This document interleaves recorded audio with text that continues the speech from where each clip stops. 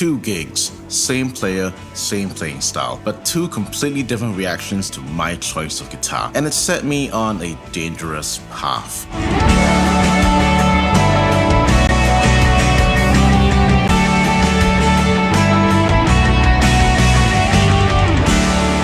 First gig, I played a Fender Classic Player Baja Telecaster made in Mexico. After the set, someone came up and asked what I was playing. I told him, and he scoffed. If you want to be serious about music, you need a serious instrument. Not gonna lie, that stung. Fast forward a couple of years. I'd saved up for a Gibson Joe Bonamassa Les Paul Studio made in the USA. Same me, same chops. After worship night, another guy asked about the guitar, but this time with a completely different reaction. Wow, no wonder you sounded so good. A totally different verdict, but this time I relished this reaction, savored it, and wanted more. This is where it can go very wrong.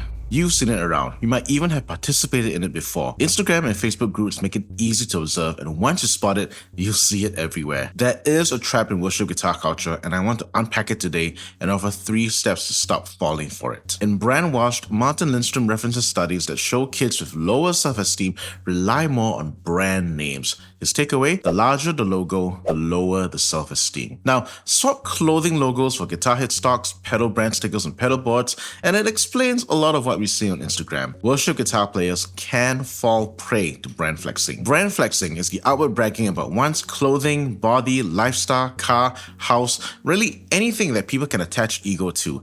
And you know that we attach ego to almost everything. Over 100 years ago, an economist named Thorsten Veblen coined a phrase for it: conspicuous consumption. That is, to show off toys to signal status. And what was true in 1899 is still true today, even in worship ministry.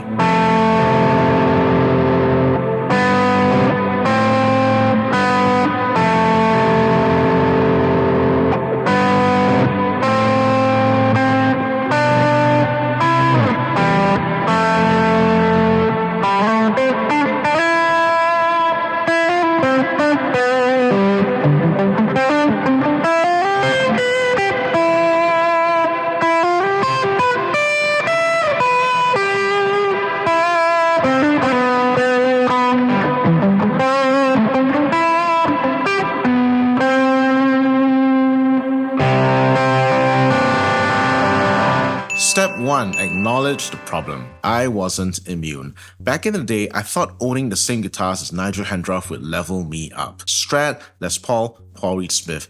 These were the guitars to have. And whenever a gig felt big, a wedding, a big conference, a studio session, I brought out the expensive ones. Why? Because I thought people would take me more seriously. And because it takes 2 hands to clap, I was indeed taken more seriously. I brought out my PRS Custom 24 with me on church camps and youth conferences, and I get the comment, "Nice axe, man." The guitar was earning me credit before I even strummed a chord. It's a vicious cycle where everyone is a victim of conditioning, from the one flexing to the ones reacting to the flex. Scroll through your feed right now. What do you see? Boutique guitars, custom pedal boards, the latest fad pedal everyone says is the secret sauce. It's everywhere. But if you're honest, it's less about tone and more about validation. And we on the opposite side of the screen readily give that validation through our likes and reshares. As someone who does YouTube on a serious scale, I have been sent instruments to review and I get to keep them. This is a slowly growing collection of Chinese-made guitars that have popped up on my channel as well as on my Instagram page. The Enya Nova Go Sonic, which is a neck-through carbon fiber guitar. The Enya Inspire, which is also a carbon fiber guitar. I kind of unparalleled neck access all the way right up here. The purple color is very Ivan Oozy, which kind of reminds me of the Power Rangers movie from all those years ago. I grew up on that movie, so the guitar wins nostalgic points for me. And most recently, this is the Diviton MF Studio, which is like a Parker Fly inspired kind of guitar. Every one of these guitars are amazing to feel. They feel great, they play great, and they sound great, which makes me sad when I post videos on this on Instagram especially and receive DMs about how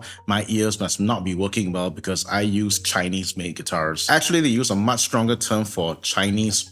I think it's a very unfair assessment because they're basing it purely on what's written on the headstock. Honestly, all these guitars play and handle very well. I would gladly take these out on a gig and I have no problems getting them dinged about. Especially the carbon fiber ones because I think they ding less easily than wood ones. And come on, this is just a very pretty guitar. There's no loss of points for aesthetics here. Step 2, assess your needs versus wants. So how do we break free? It's going to sound simple, but it's also going to be very hard. Step 2 is to separate what you actually need from what you just want for approval. Ask yourself, will this help me serve my team better? Will anyone notice this upgrade besides other gearheads? And am I chasing tone or comments and likes? I traded a guitar for this Sir Modern Satin, and it's 75% true to say that I got it because I wanted to play the same guitar that Justin Sikorsky uses in Seosin. The other 25%, Sir started getting popular. That's right, in worship land. Let me make this clear in case some of you are thinking I'm just hating on big name brands and expensive gear. Yes, quality comes at a cost. There's no denying that. By all means, get the best guitar you can afford, even if it's a P&W popular brand. But if you're getting a piece of gear to attract praise and adoration, to incite envy in others, to look good for the gram, you've lost. But not all of us are brand flexing, and there's one aspect of guitar playing that I haven't touched on yet: collecting. That's a whole separate video, but for the purposes of this video, I want to say that it's an equally valid experience to collect instruments, not just to play and use it in service, but to get it for sentimental value. Take this JS 1200 for example by Ibanez. I didn't get it because it is a showstopper of a guitar, even though it is. It looks great, it sounds great, but I have had comments about the guitar when I use it in church that it's very flashy, and the reason why I use it is not for the flash, it's not to attract the attention, but I bought it because I have a connection with Joe Satriani's music. Satriani is my guitar hero. Before the days of YouTube, I used to pore over every single instance of Satriani's recordings, both audio recordings and any kind of video recordings that were out there. They used to provide VCDs or DVDs in the back of like Guitar World magazine, and then I'll pore over every single detail of those lessons that Satriani used to post. His music has left an indelible mark on my playing, and this is my way of getting into that Satriani experience. Likewise, this is an Ernie Ball Music Man JP6, which is the Job Petrucci signature. I was very intentional of getting a specimen that belonged to a certain era of Dream Theater music, because Dream Theater was my favorite band all the way until Systematic Chaos, and therefore the guitar with these specs come into play. The liquefier and the Crunch Lab pickups, the very distinct forearm scoop,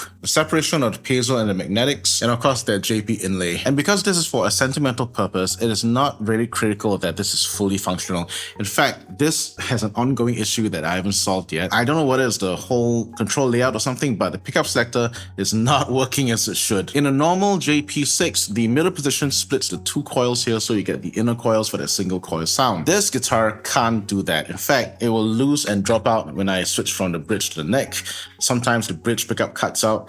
I think it's the wiring inside, and I have yet to change it out. I have a lot of stories to talk about Ernie Ball and their support, but if anyone knows a tech that can do Ernie Ball guitars in Singapore, by the way, that would really help me out. Step 3, act on new beliefs. So here's the shift I made. I started bringing the lesser named guitars to big events. I started using them for my regular programming and rotation. I focused more on producing good tone and practicing to play well. And the more I focused on that, the less people were coming out to say, wait, is that Mexican-made?